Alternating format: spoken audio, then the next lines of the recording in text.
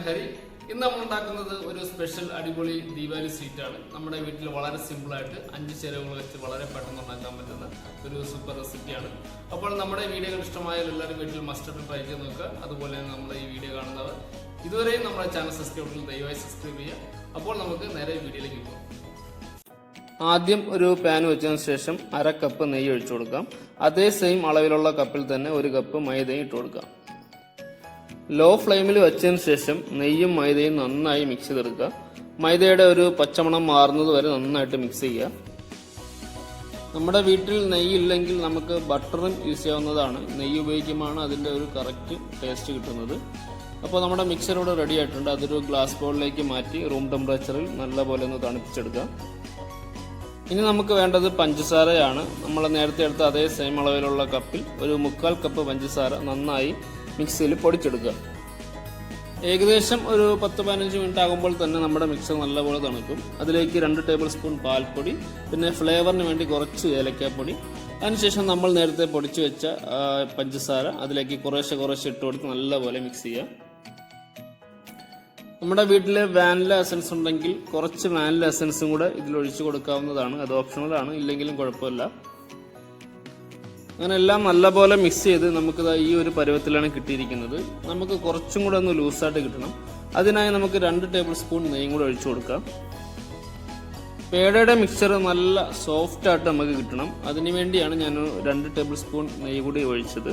വേണമെങ്കിൽ നമുക്ക് കുറച്ചും കൂടി ഒഴിച്ചു കൊടുക്കാം. അത് അതിൻ്റെ ഒരു കറക്റ്റ് പരുവം നോക്കിയിട്ട് മാത്രം ഒഴിച്ചാൽ മതി. അങ്ങനെ നമ്മുടെ പേടയുടെ മിക്സർ ഇവിടെ റെഡിയായി. ഈ ഒരു കൺസിസ്റ്റൻസിയിലാണ് നമുക്ക് റെഡിയാക്കി എടുക്കേണ്ടത്.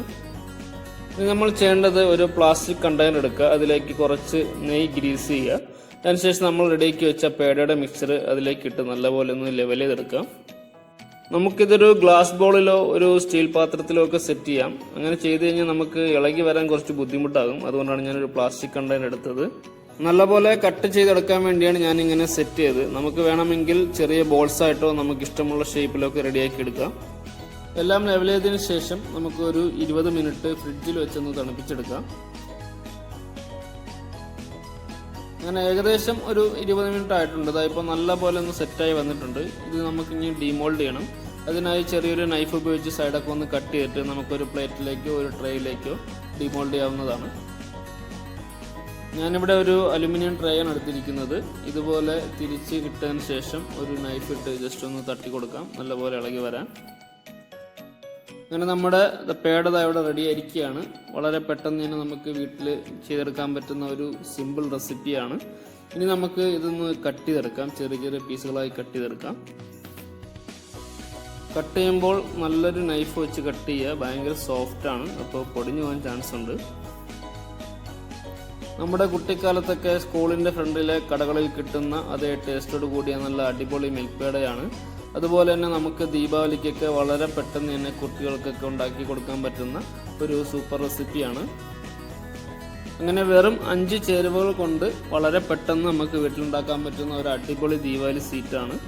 എല്ലാവർക്കും നമ്മുടെ ഈ വീഡിയോ ഇഷ്ടമായെങ്കിൽ എല്ലാവരും വീട്ടിൽ ട്രൈ ചെയ്ത് നോക്കുക. അതുപോലെ തന്നെ നമ്മുടെ ഈ വീഡിയോ കാണുന്നവർ ചാനൽ ഇതുവരെയും സബ്സ്ക്രൈബ് ചെയ്തിട്ടെങ്കിൽ ദയവായി സബ്സ്ക്രൈബ് ചെയ്യുക. അടുത്തുള്ള ബെൽ ബട്ടൺ അമർത്തുക. നമ്മുടെ വീഡിയോ ഷെയർ ചെയ്യുക, ലൈക്ക് ചെയ്യുക.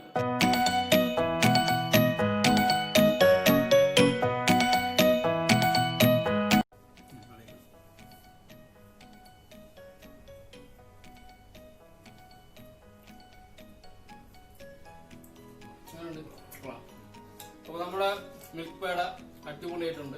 നല്ല ടേസ്റ്റാണ്, നല്ല സോഫ്റ്റാണ്. അപ്പോൾ ഈ വീഡിയോ ഇഷ്ടമായെങ്കിൽ നിങ്ങൾ വീട്ടിൽ ട്രൈ ചെയ്ത് നോക്കുക. വളരെ സിമ്പിൾ റെസിപ്പിയാണ്. വെറും 5 ചേരുവകൾ വെച്ച് പെട്ടെന്ന് തന്നെ നമുക്ക് ഉണ്ടാക്കാൻ പറ്റുന്ന ഒരു ദീപാവലി സ്വീറ്റാണ്. അപ്പോൾ നമ്മുടെ ഈ വീഡിയോ കാണുന്നവർ ചാനൽ ഇതുവരെ സബ്സ്ക്രൈബ് ചെയ്തിട്ടില്ലെങ്കിൽ ദയവായി സബ്സ്ക്രൈബ് ചെയ്യുക. അപ്പോൾ അടുത്ത വീഡിയോ ആയിട്ട് കാണുന്നവരെ എല്ലാവർക്കും ബൈ ബൈ.